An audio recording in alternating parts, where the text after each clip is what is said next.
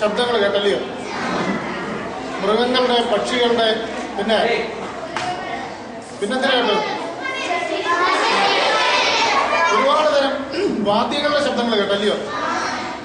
എല്ലാ വാദ്യത്തിന്റെ ഒരുപോലാണോ ശബ്ദം? എല്ലാ മൃഗങ്ങളുടെ ഒരുപോലാണോ ശബ്ദം? എല്ലാ പക്ഷികളുടെ ഒരുപോലാണോ ശബ്ദം? അപ്പൊ ഓരോന്നിനും, ഓരോ ജീവിക്കും അതിന്റെ ശബ്ദത്തിന് ഓരോരോ തരം വ്യക്തിത്വം ഉണ്ടല്ലയോ?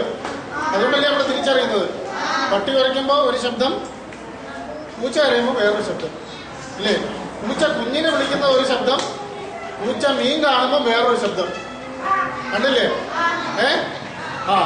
അപ്പോ പട്ടി അപരിചിതനെ കാണുമ്പോൾ വേറൊരു ശബ്ദം, യജമാനനെ കാണുമ്പോൾ വേറൊരു ശബ്ദം. അപ്പൊ അങ്ങനെയുണ്ട്. ഒരു ജീവിക്ക് തന്നെ പല സാഹചര്യങ്ങൾക്കനുസരിച്ച് പല ശബ്ദങ്ങൾ ഉണ്ടാക്കാൻ അറിയാം അല്ലേ? അപ്പോ നമ്മൾ പ്രകൃതിയില് നമ്മൾ കേൾക്കുന്ന ശബ്ദം ഒഴുക്ക നോക്കുകയാണെന്നുണ്ടെങ്കിൽ അപ്പോ കേൾക്കാൻ ഇഷ്ടപ്പെടുന്നുണ്ട്, കേൾക്കാൻ ഇഷ്ടപ്പെടാത്തതുണ്ട്. അവസാന സമ്മാനമുണ്ട്. ഇങ്ങോട്ട് ശ്രദ്ധിച്ചിരുന്നോളാം. അപ്പോ കേൾക്കാൻ ഇമ്പമുള്ള ശബ്ദങ്ങൾ ഇല്ലയോ? നമ്മൾ പറയും നല്ല സ്വരമാണെന്ന് പറയും ഇല്ലയോ?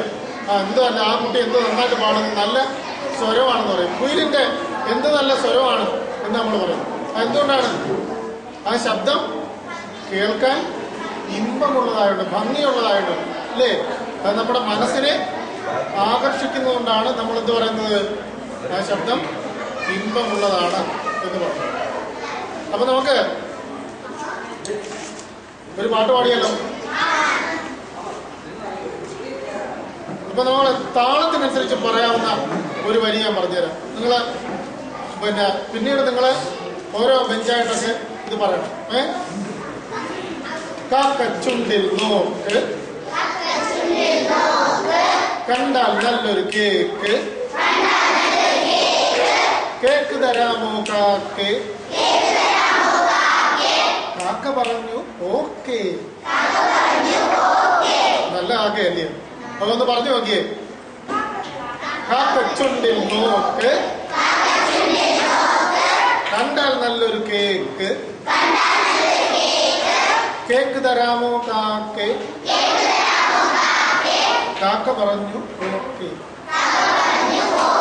ഇനി നിങ്ങൾക്ക് അറിയാവുന്ന കാക്കയുടെ പാട്ടുണ്ടോ? കാക്ക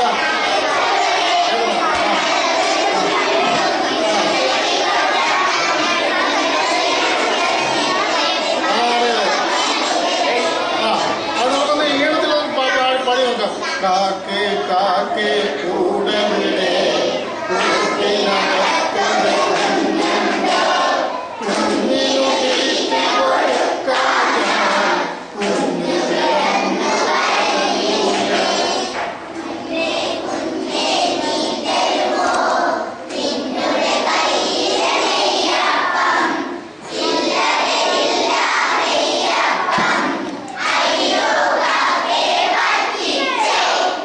നമുക്കിത് അഭിനയിക്കണം കേട്ടല്ലോ. കാക്കയായിട്ട് കുറച്ച് ആൾക്കാര്, പിന്നെ കുറച്ചു പേര് കുഞ്ഞായിട്ട്, മനസ്സിലായില്ലേ?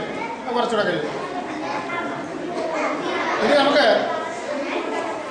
എല്ലാവരും ഒക്കെ ഒന്ന് എഴുന്നേറ്റ് കഴിഞ്ഞാൽ നമുക്കൊരു എക്സർസൈസ് ചെയ്ത് നോക്കാം.